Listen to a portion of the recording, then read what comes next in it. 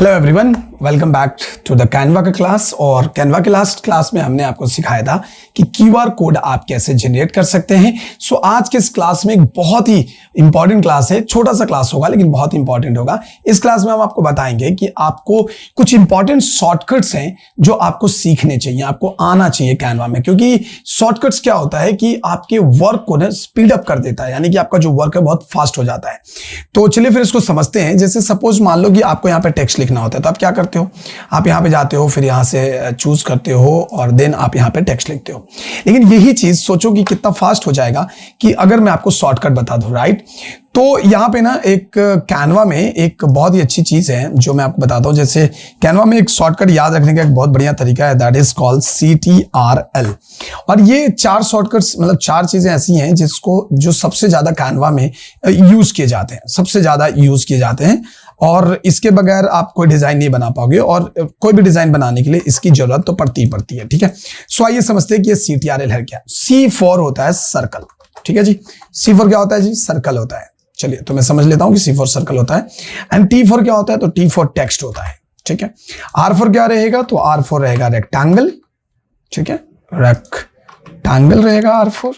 And L4 क्या रहेगा, line रहेगा। अब आप समझिए कि किसी भी चीज को करने के लिए, किसी भी डिजाइन्स को बनाने के लिए आई डोंट थिंक कि इससे ज्यादा कुछ आपको कैनवा में चाहिए होगा। तो चलिए, हाँ, अब ये CTRL हो गया। अब चलिए मैं आपको दिखाता हूं। तो अब ये CTRL से अब याद रखना कि CTRL कंट्रोल, CTRL कंट्रोल, या सो C4 सर्कल। अभी आपको सर्कल चाहिए होता है, आप क्या करते हो, एलिमेंट में जाते हो, फिर सर्कल ढूंढते हो कि यार ये सर्कल है, फिर आप ये सर्कल लेते हो और इस पे लिखते हो। उससे बेहतर है कि आप शॉर्टकट याद रखें। आप सिर्फ अपने यहां पे आए डिजाइन वाले सेक्शन में और आकर आप C प्रेस कर दें, और ये देखिए जी आपका सर्कल आपके सामने आ गया जनाब। आप समझ रहे हो कितना सिंपल हो गया, अभी मजेदार है ना। तो लाइक बनती है भाई साहब, एक लाइक जरूर करना। Okay, so now and the next one is text. तो टेक्स्ट मींस कि टेक्स्ट के लिए भी आपको यहाँ पे जाना पड़ता है एंड देन आपको इधर से आकर टेक्स्ट चूज करने पड़ते हैं। बट अब नहीं करना पड़ेगा, आप सिंपली यहाँ पे आकर T प्रेस कीजिए और टेक्स्ट आपके सामने होगा। And now you can move it, ठीक है। आप इसको ऐसे मूव कर सकते हो। उसके बाद अपना रेक्टेंगल यानी कि R प्रेस करेंगे और ये रेक्टेंगल हमारे पास होगा। जी हाँ जनाब, एकदम सिंपल। एंड ठीक L प्रेस करेंगे और आपके पास लाइन होगा। जी हाँ बिल्कुल। सो है ना मजेदार चीजें। सो बहुत ही शानदार तरीके से आप इसका इस्तेमाल यहां पे कर सकते हो, बहुत ही क्विकली।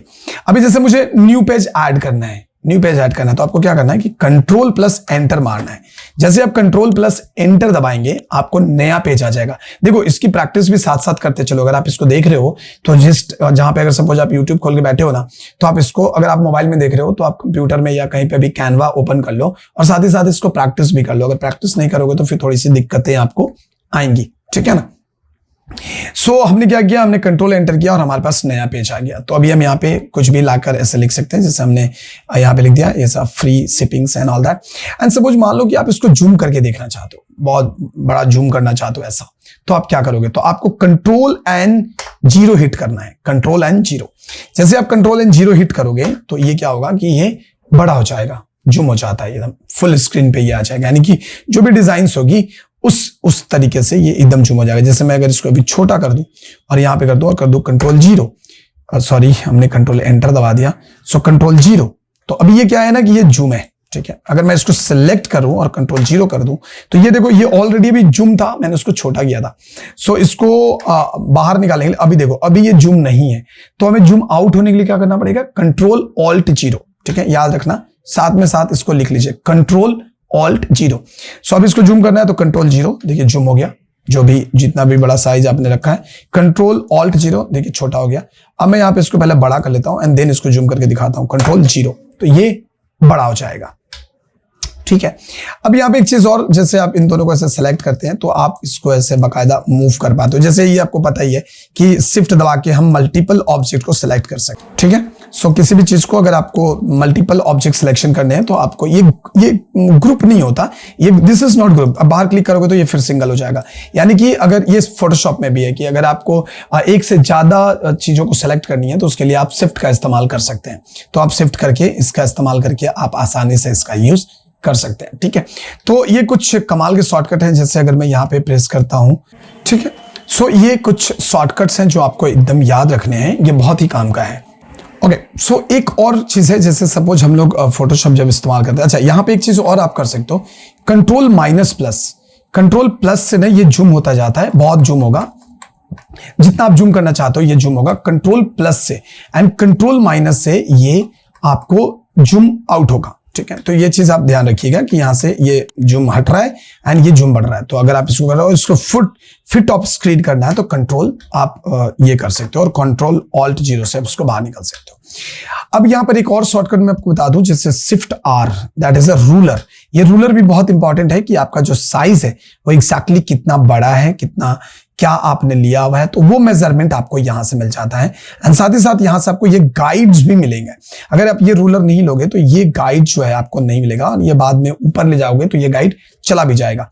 अब यहां से हमको लेना है, सपोज जब मुझे यहां तक ऐसे छोड़ के कोई भी चीजें बनानी है, so definitely it will help कि मुझे ये वाला जो सेक्शन है मुझे यहां से छोड़ के बनाना है, क्योंकि ये प्रिंटिंग के लिए रिजर्व होता है।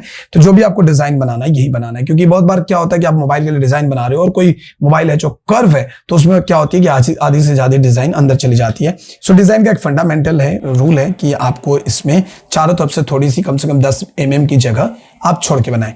तो ये भी हो जाएगा, और अगर आप शिफ्ट R वापस प्रेस करेंगे तो ये वापस चला भी जाएगा, और शिफ्ट R से आपकी जो गाइड है ना वो भी चला जाएगा जो आपने यहाँ पे डाला था। तो ये काफी कमाल का चीज है। सो चलिए फिर इस वीडियो में रखते इतना ही। उम्मीद है कि आपको मजा आया होगा, और मिलते हैं फिर आपसे नेक्स्ट लेसन में। तब तक के लिए बाय बाय, टेक केयर, अपना ध्यान रखिए, ख्याल रखिए, सीखते रहिए, प्रैक्टिस कीजिए, और अपना फाइल हमारे साथ जरूर शेयर करें। Bye bye, take care, Vande Mataram.